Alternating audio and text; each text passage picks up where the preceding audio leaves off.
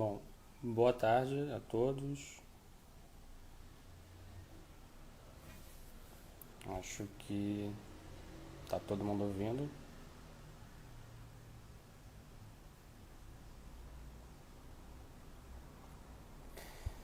Bom, boa tarde. Eu sou Vitor Maia, dando prosseguimento ao ciclo de lives que a Speed tem feito, tem proposto, né? Eu acho importante a forma como a Speed tem crescido nesses tempos pandêmicos, né? Como tem ressignificado o conceito de estar junto, né? Eu acho isso importantíssimo. O título que eu me propus a falar hoje foi o perdão e a psicanálise, que eu acho que é um tema bastante urgente pro momento em que a gente vive, sem contar com a história do conceito, os modos de uso, os agenciamentos que esse conceito do perdão vem tomando. Mas eu não vou falar só de perdão na psicanálise. Uma das ideias aqui é apresentar o perdão como um conceito intrínseco e que perpassa não só o nosso cotidiano, mas também a filosofia, também a psicanálise e as outras ciências. Enfim, eu acho que isso é importante. Eu não poderia deixar de começar agradecendo, né? Agradecendo a Speed pelo espaço, pelo convite, né? É preciso agradecer tanto a Ângela Coutinho, a comissão de divulgação da Speed, que ajudou muito na figura aí do Roberto, da Luísa, da Paula. Agradecer às secretárias da Speed, tanto a Heloísa quanto a Adriana, que permitem que a Speed, enquanto uma instituição de psicanálise, possa continuar mesmo com os obstáculos da pandemia, né? Eu acho importante. A clínica da Speed permanece, os seminários permanecem. Isso eu acho que é a tradução de uma pujança bastante forte da instituição. Eu me propus a falar sobre o perdão porque no convite que a Speed fez, eles me pediram para apresentar um aspecto da minha tese de doutorado que eu defendi há 3 anos, né? Um dos aspectos da tese era a questão do perdão e como é que esse conceito ele perpassa o nosso cotidiano, como é que a nossa existência ela depende de um certo entendimento do perdão para que a nossa própria existência, a nossa própria vida continue, né? Mas o perdão ele não é como os demais conceitos, ele não é um conceito dado a consensos, né? A história tem provado isso. Eu vou tentar mostrar um pouquinho aqui. A minha ideia é falar relativamente pouco para no final a gente poder trocar ideias. Eu acho que é importante a participação de vocês, que é um conceito bastante controverso, né? Ao mesmo tempo em que a gente é afetado por uma ideia de perdão, por uma ideia de a possibilidade e a capacidade de perdoar, isso não se dá sem controvérsias como os principais conceitos, né? Obviamente eu preciso começar falando de uma certa herança religiosa do perdão. A gente consegue identificar muito claramente que o Ocidente, a partir das suas raízes judaicas e cristãs, principalmente, eles introjetam a ideia do perdão, embora nos gregos antigos já tivesse ali algo que a gente pudesse aproximar da própria ideia do perdão. Mas são essas religiões ditas abraâmicas, né, tanto a judaica quanto a cristã, que dão maiores consequências à própria ideia do perdão. Mas por que trazer o perdão hoje, né? Porque, embora tenha essa herança religiosa, o perdão ele se desgruda, né? Ele se desvincula da religião e hoje toma o nosso cotidiano, toma a nossa existência como uma possibilidade de, diante das contradições existenciais, das contradições das relações sociais, como é que a gente pode prosseguir. Eu acho que essa é a grande ideia do perdão, é a possibilidade de, diante de uma contradição, de um mal radical ou de um mal como tal, a possibilidade de a gente prosseguir. Eu lembro aqui uma ideia do filósofo moderno chamado Hegel, que no seu movimento de dialética falava que talvez a própria história se conformasse, né, a própria história, o curso da história fosse o curso de um perdão. Por quê? Porque tem aí uma ideia de conciliação dialética, de uma conciliação de como as coisas se dão, para que o curso ordinário da história possa então prosseguir. Eu falo, obviamente, estou fazendo aqui uma série de introduções, porque esse tema ele perpassa, segundo eu penso, toda uma clínica psicanalítica, né? Ele perpassa todo um estudo filosófico, ele perpassa principalmente o campo das nossas relações sociais, das nossas relações intersubjetivas, das nossas relações, enfim, desde a relação familiar, a relação fraternal, a relação de amizade, a relação onde nós somos atravessados por uma série de afetos, passa aí o perdão. Mas tem uma série de concepções do perdão, né? Eu posso dar aqui pelo menos 4 para a gente começar a conversar. Eu acho que isso afeta a maioria das pessoas que conversam sobre isso, que são, primeiro, a capacidade que nós temos de prometer, né? Eu, quando anuncio uma live sobre perdão e psicanálise, eu estou prometendo alguma coisa.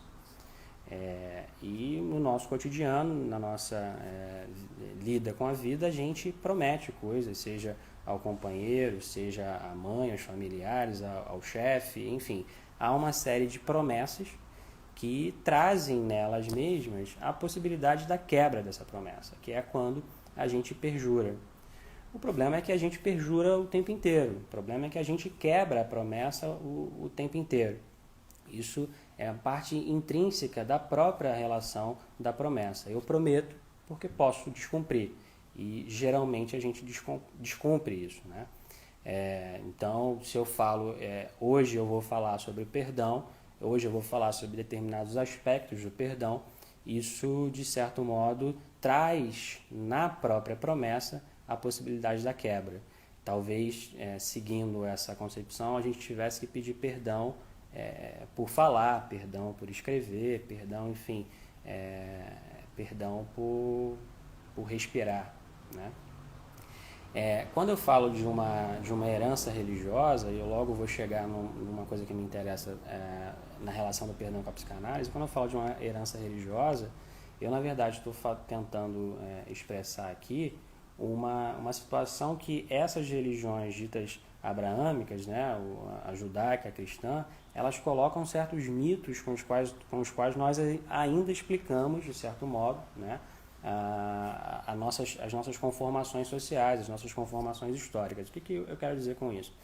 É que lá no início, para pegarmos um pouquinho da Bíblia, eu acho que é importante, todo o pensamento aqui é um pensamento ateu, né? Como o pensamento é ateu, mas a gente ainda está ligado, de certo modo, a essa herança religiosa, que é o mito da culpa originária, né?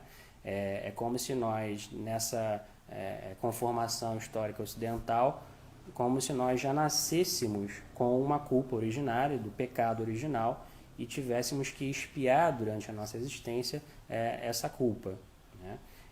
Somos, enfim, todos culpados, devendo expiar esse pecado original. Isso, obviamente, é uma forma como as nossas conformações histórico-sociais vão se dando, né? Então, o que está colocado aí é a própria ideia de culpa, que é quando eu chego numa aproximação mais intrínseca com a ideia da psicanálise, que é, do ponto de vista clínico, os pacientes chegam, né, aos consultórios ou começam as suas análises hoje muito pautados e talvez até mesmo estruturados por uma ideia de culpa. Alguns conseguem identificar o objeto dessa culpa, outros não. Outros não conseguem, eles são culpados de uma culpa tão originária, de uma culpa tão anterior a eles mesmos, que eles não conseguem saber de que culpa são culpados, né? Que aí já entra numa outra concepção do perdão, que é a capacidade que nós teríamos de perdoar a nós mesmos, né? É como se o que eu falasse aqui fosse, na verdade, uma concepção de psicanálise. Isso vai depois, a gente pode conversar, porque ela é controversa mesmo, é a concepção de uma psicanálise, de uma experiência analítica do sujeito que passe pela busca dele de conseguir se libertar dessa culpa por meio de uma certa expiação, de um certo auto-perdão. O problema que eu me coloco aí é se o perdão não sobremaneira, se ele não essencialmente um perdão do outro, né? Já trazendo para a nossa conversa a questão da alteridade. Ou seja, o perdão seria algo que se dá entre subjetividades, é uma questão intersubjetiva. Tudo isso que eu estou colocando aqui é para a gente pensar. A ideia não é trazer verdades prontas, e por isso que eu quero deixar um espaço um pouco maior para o final, para a gente poder conversar. Eu queria que vocês comentassem aí tanto quanto possível, né? Esse sujeito que eu estou dizendo que chega no consultório, que chega na clínica, ele não só tem essa inculpação penitente, ele é tomado por uma culpa e tem uma penitência aí de vivenciar, de experienciar essa culpa, né? E esse sujeito, ele se retrai, tem uma passividade nessa retração, que é a retração da singularidade desse eu que perdoa, né? É como se nesse processo de perdão ele tivesse que esquecer a si mesmo, né? Esquecer esse sujeito da culpa e ver a si mesmo como um outro sujeito. Mas o que gera a possibilidade do perdão? O que gera essa capacidade que nós temos de perceber a existência a partir de uma ideia de perdão? Aí eu entro numa seara mais propriamente do perdão que me interessa aqui, que é o seguinte: em algum momento, numa relação entre singularidades, entre subjetividades, alguém, que nós chamamos aqui o carrasco, o ofensor, o sujeito, nessa relação, ele comete um mal, ele comete um mal feito, ele ofende enquanto um carrasco, ele é o ofensor da vítima, né?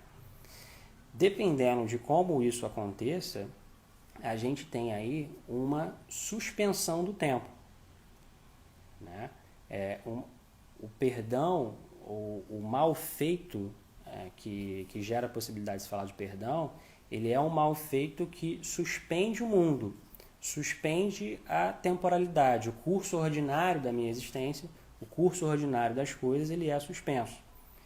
Daí, por essa suspensão, a necessidade de a gente falar de perdão. É como se o perdão fosse, em última instância, um certo mecanismo, uma certa alavanca que nos permitisse reconciliar, apaziguar, né? Diante dessa suspensão do curso ordinário das coisas, a gente tivesse que trazer à baila, trazer para essa discussão a própria ideia do perdão.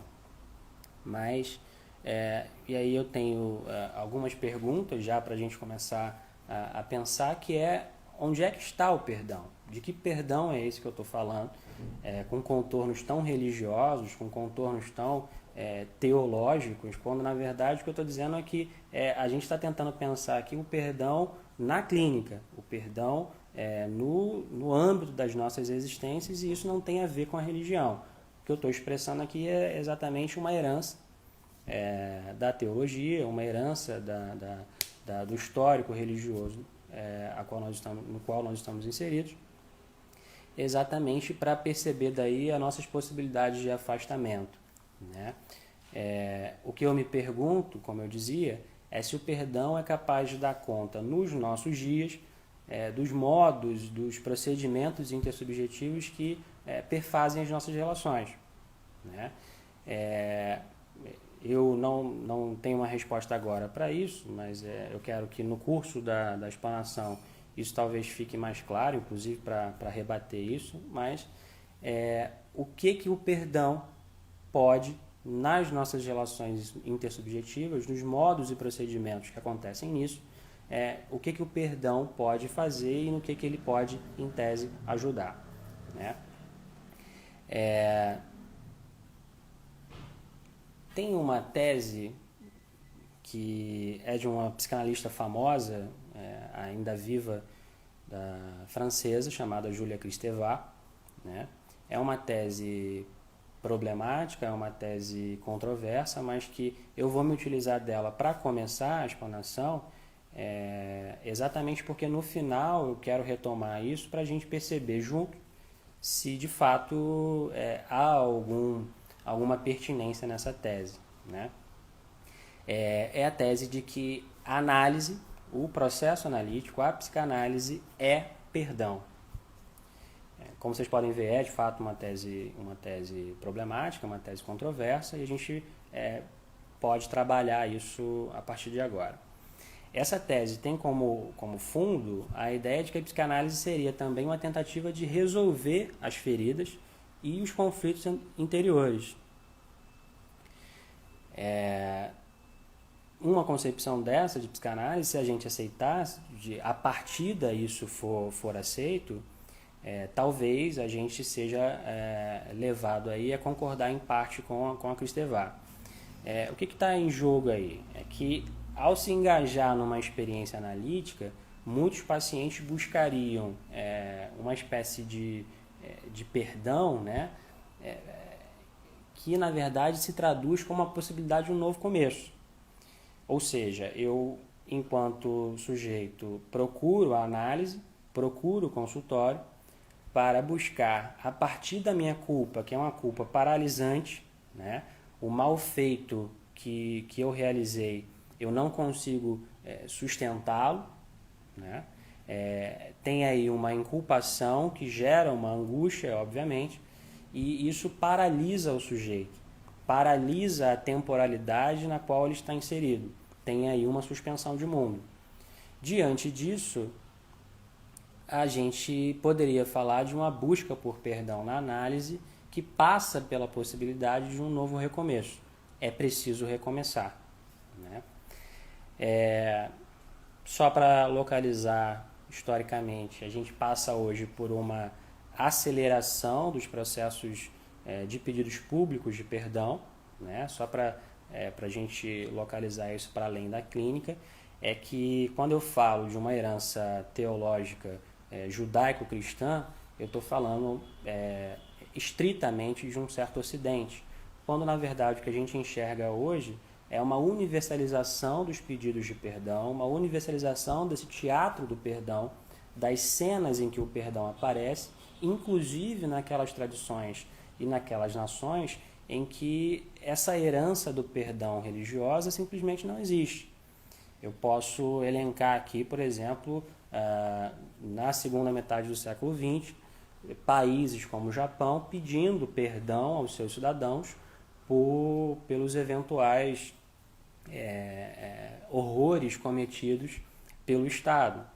A gente tem aí uma série de questões, mas uma série também de eventos em que o perdão, que tem um cunho religioso talvez estritamente ocidental, como ele se universaliza, por assim dizer, nos nossos dias. Essa seria talvez uma espécie de cristianização do mundo que não precisa mais da Igreja Católica, né? Eu posso falar do perdão, eu posso pedir perdão sem que isso esteja vinculado à ideia de religiosidade, que é o que a gente vê acontecendo em países asiáticos, em países que não estão no que a gente costuma chamar de Ocidente, né? Tem uma série de noções circunvizinhas, né? Noções que estão ali no bojo da noção de perdão, que eu queria discutir com vocês, porque exatamente elas não se... talvez elas não sejam sinonímeas, elas não são sinônimas do perdão, não são correlatos do perdão. Obviamente tem uma série dessas questões, uma série dessas noções, mas eu acho que algumas são primordiais. Outras são de fato parte desse protocolo de perdão, que é como eu estou chamando, que é para que haja perdão, há uma série de questões que são anteriores ao perdão. Primeiro que haja intersubjetividade, que haja um indivíduo que é vítima e o outro que é ofensor ou carrasco, né? Um mal feito foi cometido, algo irremediável aconteceu.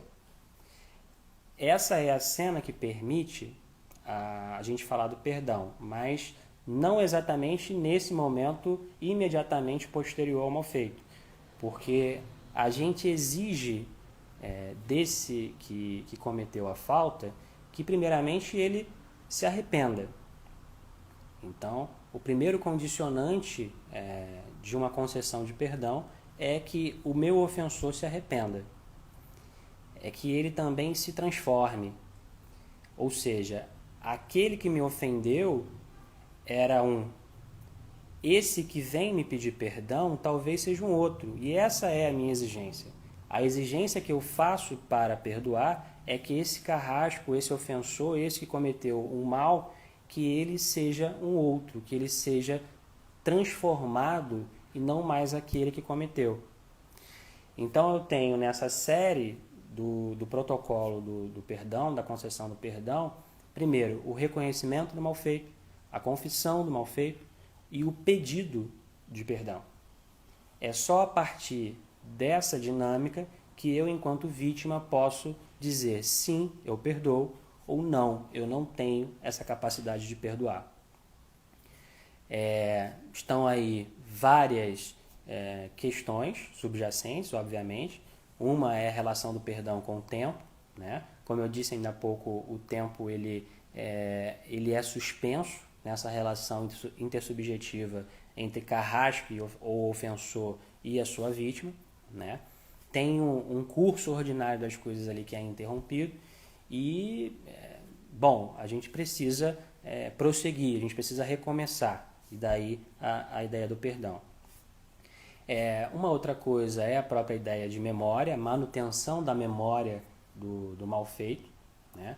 Muitas pessoas trabalham com a perspectiva de que o perdoar é esquecer, e isso coloca para a gente uma questão, inclusive na clínica, que é o sujeito, ele é vítima de um mal feito, ele passa por esse protocolo, passa por essa dinâmica do perdão e ele perdoa, sim, eu perdoo, mas imediatamente aquilo se segue um retorno reflexivo desse sujeito que perdoou, porque ele não consegue esquecer.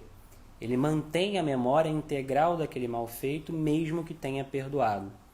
Então, o laço, ele talvez se restitua entre carrasco e vítima, mas há uma reflexão, um movimento estrito, né, do conceito de reflexão, que é um voltar-se para dentro de si mesmo, em que a gente tem aí uma culpa, uma angústia, uma nova dinâmica que é: eu não perdoei genuinamente.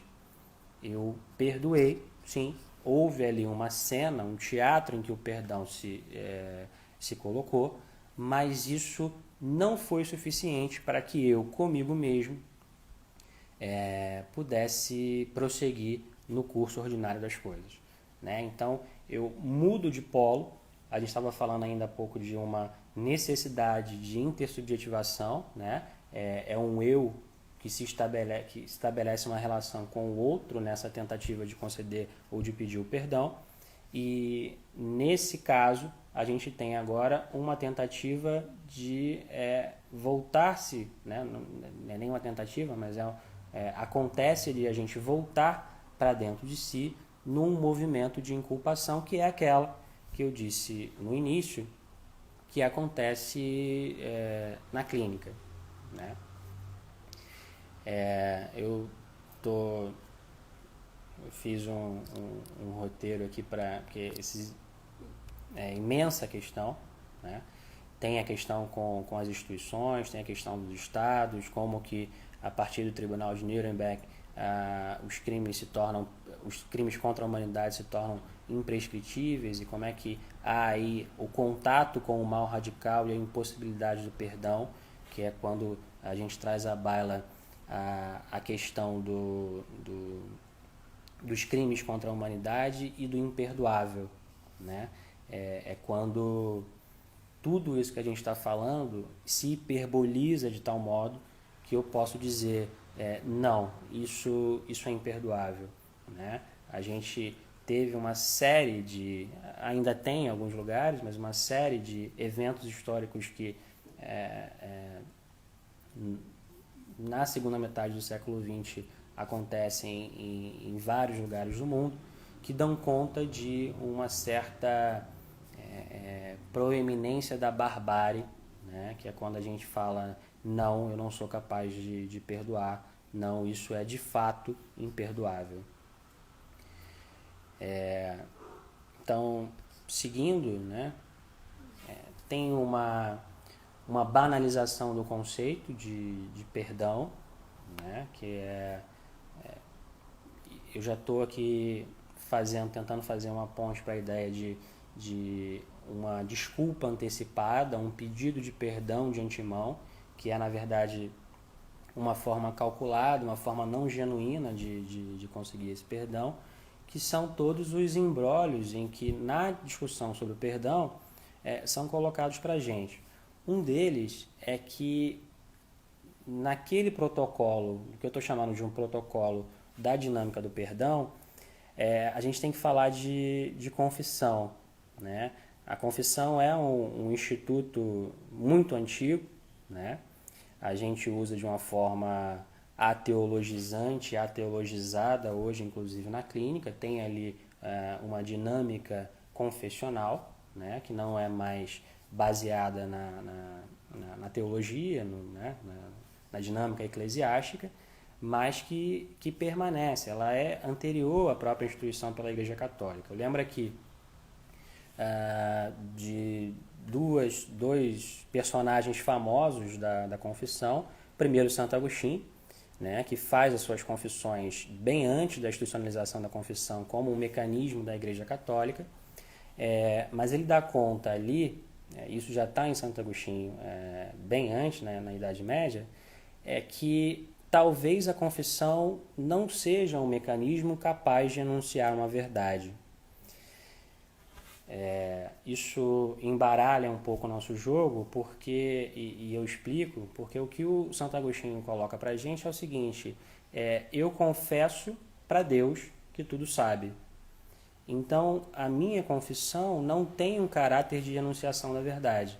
A confissão seria uma espécie de estabelecimento ou de renovação dos vínculos com aquele ao qual eu confesso, né? Então, no esquema da confissão, eu tenho a possibilidade de não somente, estritamente, necessariamente enunciar uma verdade, mas a busca precípua é o de restabelecimento ou de estabelecimento de um vínculo com o outro polo. Sem contar que a confissão traz para a gente a possibilidade da falsa enunciação. Não só ela não traz a verdade, como ela pode trazer a mentira. Sempre num processo de confissão, no último momento, eu posso endereçar ao outro uma não verdade, uma mentira, né? Tem então aí uma performance confessional, por assim dizer, que acaba se traduzindo numa espécie de simulacro, numa espécie de hipocrisia, que vem exatamente da ideia do cálculo, né? eu confesso tal coisa para que aquele sujeito que foi vítima do meu mal feito, que ele possa me perdoar, que as relações possam ser restabelecidas, mas não tem nenhuma genuinidade nesse movimento, nessa performance confessional. É como se a gente tivesse aí uma autojustificativa antecipada, né? Muita gente trabalha com isso. Tem um sujeito chamado Antoine Vergote, que ele fala que na dinâmica da penitência na teologia, a confissão do escrupuloso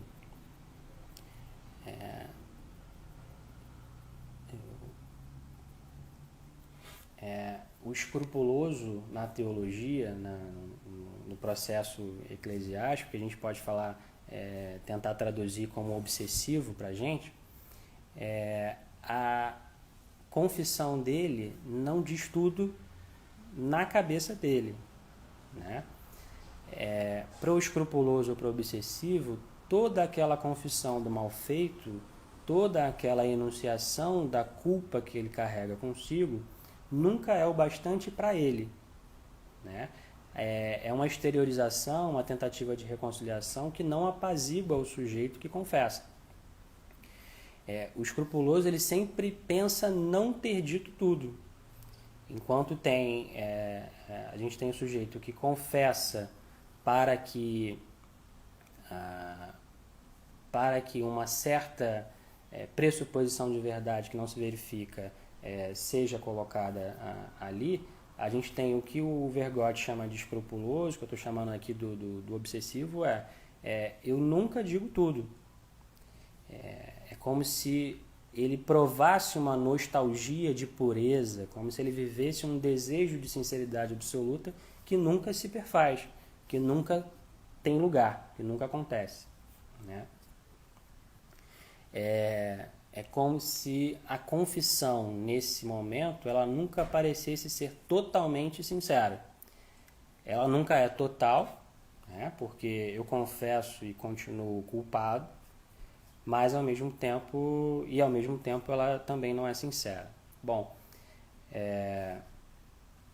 tem uma série de coisas, eu já estou tomando bastante tempo aqui, queria só passar pela questão do tempo, né?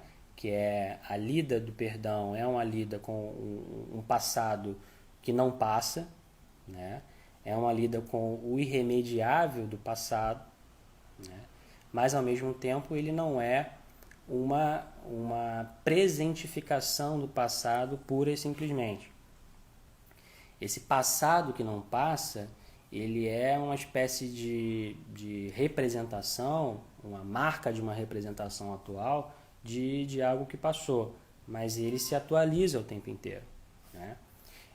Diante de um mal cometido, o indivíduo ele tenta encontrar uma expressão apropriada para aquele desvio, e nesse sentido ele busca imprimir uma espécie de síntese apaziguadora, né? A lida do tempo é a tentativa de imprimir uma síntese apaziguadora. E aí eu vou pular aqui por uma questão de tempo. Tem a ideia de uma memória integral que é preciso manter, mas aí a gente pode voltar lá na hora da conversa.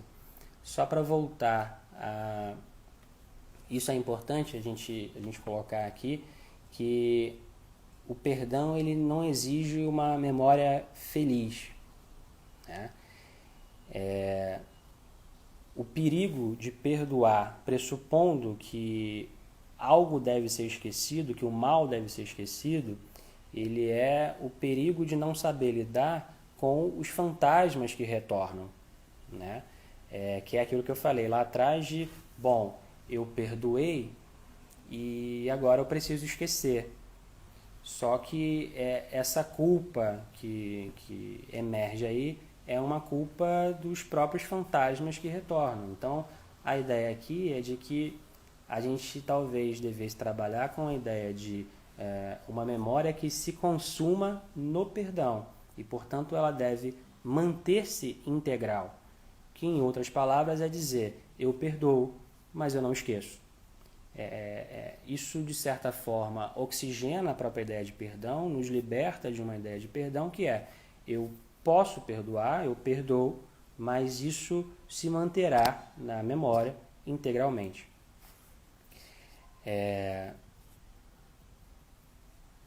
Tem aí depois uma ideia da impossibilidade de substituir a vítima, né? Nessa relação intersubjetiva em que eu pressuponho que a vítima ausente, a gente está falando aqui do mal radical, né? da morte, a quem se endereça o perdão nesse caso, né? Porque, em última instância, o perdão, né, ele dá conta de uma impossibilidade de substituir a vítima. Embora a gente tenha que reconhecer que as vítimas, elas não são somente, nesse caso, aquelas que morreram. Eu tenho os familiares, eu tenho os amigos que são vítimas colaterais, por assim dizer, que também estão numa dinâmica do perdão, estão numa cena do perdão possível, né? Mas diante da vítima radicalmente ausente, a gente de novo tem aí um paradoxo que é exatamente perceber a insubstituibilidade, por assim dizer, da própria vítima. Aqui já estou indo de novo para aquela tese da Kristeva, que a gente vai comentar depois. O perdão, ele é algo que acontece entre duas singularidades, mas ao mesmo tempo eu tenho uma dinâmica do eu comigo mesmo que deve ser colocada, e é isso exatamente que chega na clínica. E aí tem uma frase de um filósofo chamado Emmanuel Levinas, que eu até separei aqui, que os males que devem cicatrizar na alma, sem o socorro do outro, são os males mais profundos. Nessa perspectiva, não só há a possibilidade do auto-perdão, como esse é o mais difícil, né? Porque ele se dá sem a relação, sem o contato com o outro. Então, essa é a cicatriz mais profunda, essa é a ferida mais profunda, por assim dizer. O perdoar a si e ao outro são partes de um mesmo movimento. Mas nessa baila, né, a gente está falando aqui de um processo muito mais árduo, muito mais duro e mais profundo de perdoar a si mesmo. Daí eu volto então a Kristeva, né, que tem a tese de que a análise é perdão. Eu não necessariamente concordo com isso, estou trazendo para a gente discutir, né? Mas a concepção dela de análise é da análise como uma via de renovação, né? Como o perdão, a análise suspenderia o tempo do ódio, né? Que é também o tempo do eu. Então, nessa análise, ela faz uma análise do Raskolnikov, do Dostoiévski. O ódio seria suspenso exatamente pelo perdão, né? O que a Kristeva parece querer dizer aí é que suspender um tempo de vinganças, de ódio, de vinganças, permitiria um certo renascimento psíquico, né? Um certo apaziguamento que nessa concepção de análise seria importante. Pela interpretação dos movimentos psíquicos, né, que estão aí subjacentes, subjacente no ódio, subjacente na guerra, pela interpretação desses movimentos psíquicos, haveria então uma abertura, né, um alargamento do próprio tempo psíquico, ou seja, uma maneira nova de ser. E eu acho que é isso que é importante, eu acho que isso que traz a gente de uma discussão tão árida e tão densa para a clínica, que é o que nos interessa, né, que é uma nova maneira de ser. E o que eu penso em relação a essa tese da Kristeva é que talvez o perdão não seja análise e a análise não seja perdão, mas que nessa busca por uma possibilidade de continuidade, nessa busca por novas maneiras de ser, esses conceitos que não são equivalentes acabam por também não ser incompatíveis, né? Então, eu tenho a possibilidade com isso, diante dessa compatibilidade, de pensar uma clínica que é atravessada por uma ideia de perdão. Mas, e aí para terminar, mesmo que a análise ela renove, mesmo que ela marque um novo início, mesmo que ela seja experienciada como um movimento libertador, ela ainda assim não é perdão, bem como perdão não é análise. E aí tem uma série de outras questões, mas eu vou abrir agora para a gente conversar um pouco mais. Vou ver aqui alguns comentários.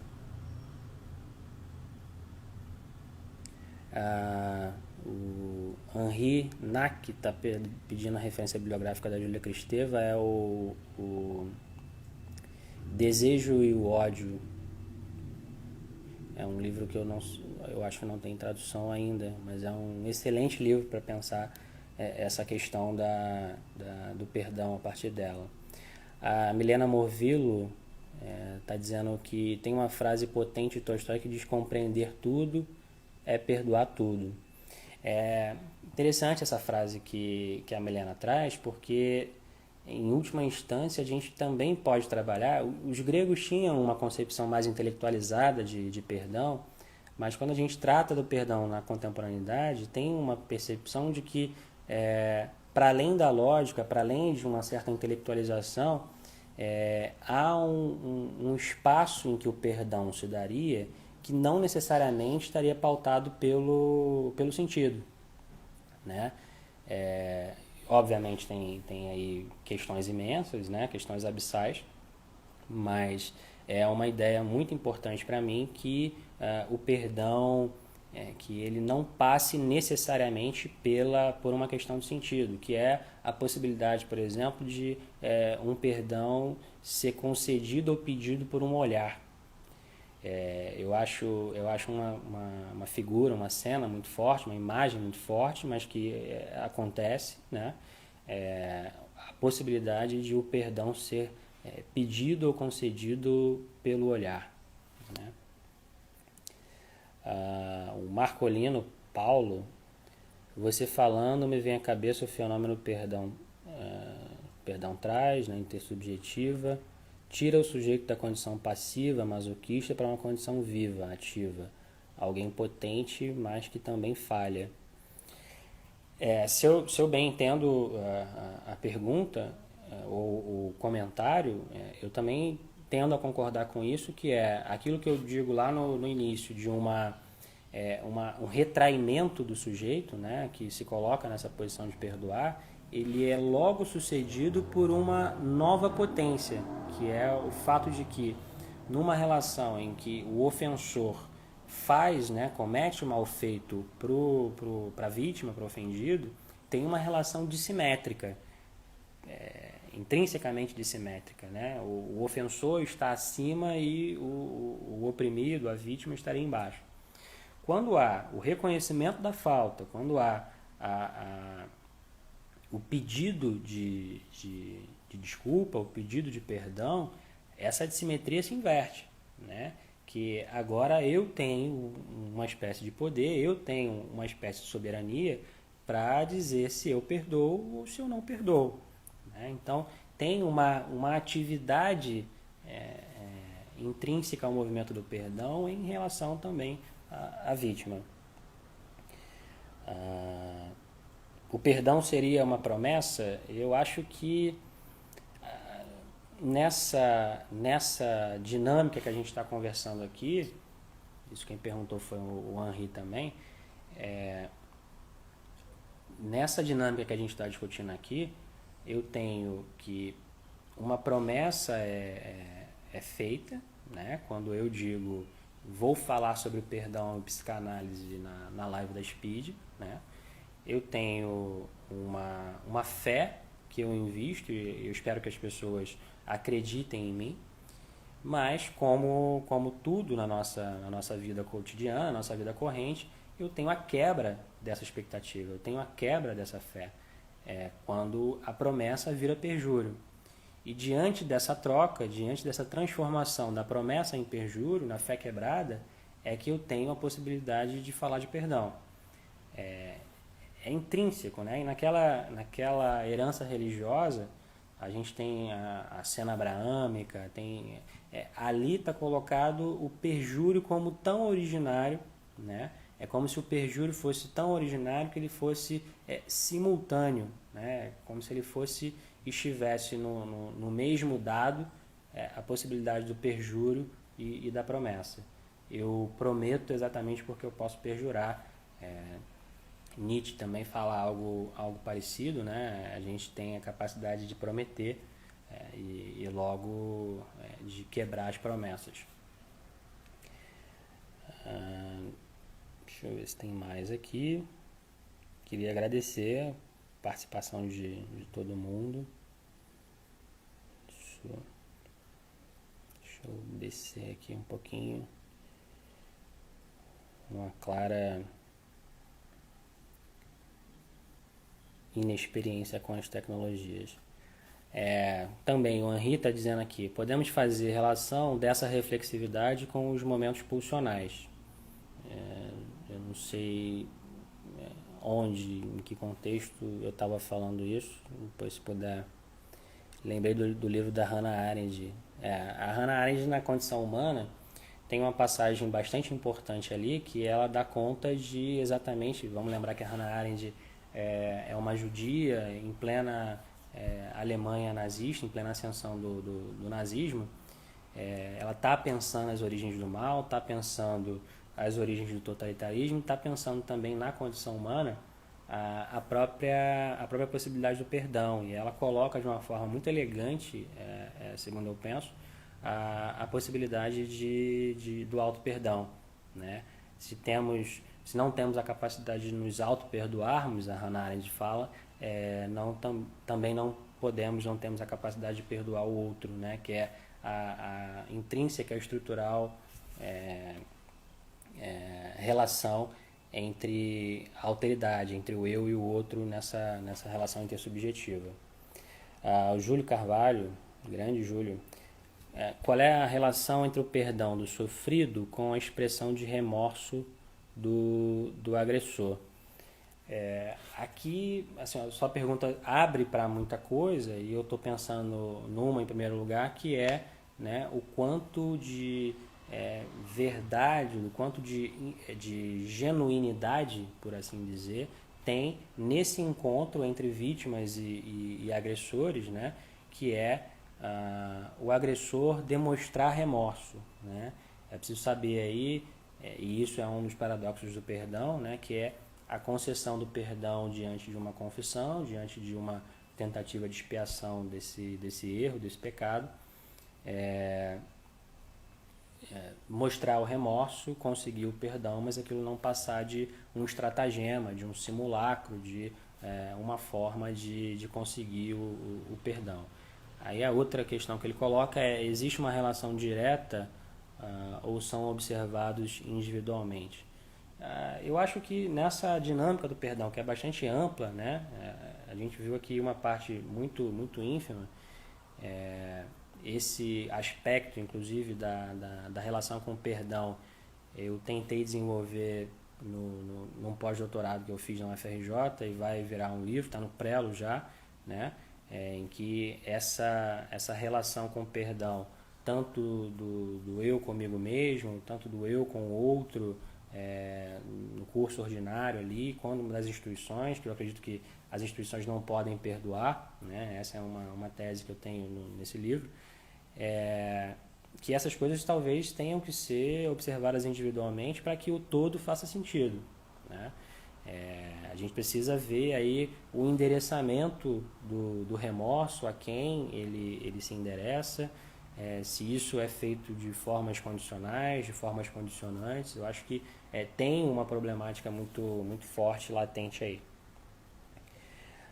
A Fabiana Brúcio está dizendo que memória não é somente individual. Claro, eu concordo plenamente com você. A memória coletiva, eu acho que esse é um grande problema para o Brasil, não só o de hoje, mas por uma história, né? Que a gente talvez esteja mal de memória, né? E isso faz com que certas atrocidades sejam recalcadas, que certas atrocidades históricas não possam vir à tona, não possam ser devidamente depuradas, devidamente experienciadas no sentido de reformuladas, pensadas, refletidas, mas a memória obviamente não é somente individual. Obrigado, Hélio. E aí a Milena Morvillo está perguntando a frase que eu citei do Emmanuel Levinas, que é a ideia de que uma uma deixa eu- a frase inteira é: os males que devem cicatrizar na alma sem o socorro do outro são os males mais profundos, né? Que é a ideia de que há a possibilidade de um auto-perdão, de um perdão comigo mesmo, mas esse talvez seja o mais difícil perdão. Isso, obviamente, Levinas falando. Tem outras questões aí subjacentes, mas é uma frase muito forte, por isso que eu resolvi trazer. O Hélio está dizendo aqui que tem algo interessante quando o próprio analisante se sente confessando. Sim, eu já passei por isso, tanto quanto psicanalista como analisando, né, que tem nesse sentido que a gente está trabalhando aqui de uma confissão que não necessariamente anuncia uma verdade, mas que estabelece um vínculo. Eu vou a um certo limite da confissão, né, para garantir nesse estratagema, nessa estratégia que eu tô trabalhando, exatamente a confissão como uma espécie de mecanismo ou instrumento intelectualizante para conseguir estabelecer vínculos ou para renovar vínculos. Isso eu concordo. Lucas Correia, grande Lucas, sempre tive a sensação que a análise conduzia a um melhor perdão, de forma que o trauma seja falado e possibilite um perdão. Obviamente tem várias questões aí. Obrigado, Lucas, pela consideração. Mas eu acho que está subjacente aí uma ideia de um curso de análise, um decurso de análise sem percalços, né? Quando na verdade a gente sabe que o processo analítico ele não é imune, ele não é incólume, ele não está resguardado de percalços. Primeiro da compreensão da própria culpa, para a compreensão daquilo que angustia, para saber se essa culpa ela tem uma representação possível fora da análise, né? Ou se não é uma inculpação sem objeto. Eu acho que isso é importante para a gente discutir. Eu queria agradecer os comentários, Edna, querida, Débora, o Marcolino. Poder quebrar as promessas seria sair da condição ideal para o possível real. Sim, eu acho que a capacidade de quebrar promessas ela nos coloca num contexto de humanização das nossas relações, né, que é a possibilidade da relação com o outro em que eu não tenho absolutamente certeza nenhuma de quem é esse outro que vem. Eu a priori não conheço esse outro, mas é isso que perfaz a própria ideia de uma relação com o outro, que existe um abismo, né? Existe sempre um abismo na minha relação com o outro. O que ele diz me chega sempre a partir das estruturas que eu mesmo tenho, e isso coloca toda a possibilidade de comunicação, de ruídos de comunicação, que a cena abraâmica, por exemplo, do sacrifício de Isaac, é magistral em dizer isso, né? Gente, eu queria agradecer muito pelo carinho de todo mundo, pela paciência. Esse é um assunto gigante, é um assunto que me interessa muito e eu fico aberto a, a discutir com vocês nos canais, tanto da Speed, no meu pessoal. Fico aberto a desdobrar isso de algum modo com todos vocês que se interessarem, tá ok? Queria agradecer, curtam aí a página da Speed e a gente se vê num outro encontro desse, ok? Obrigadíssimo, gente. Um abraço.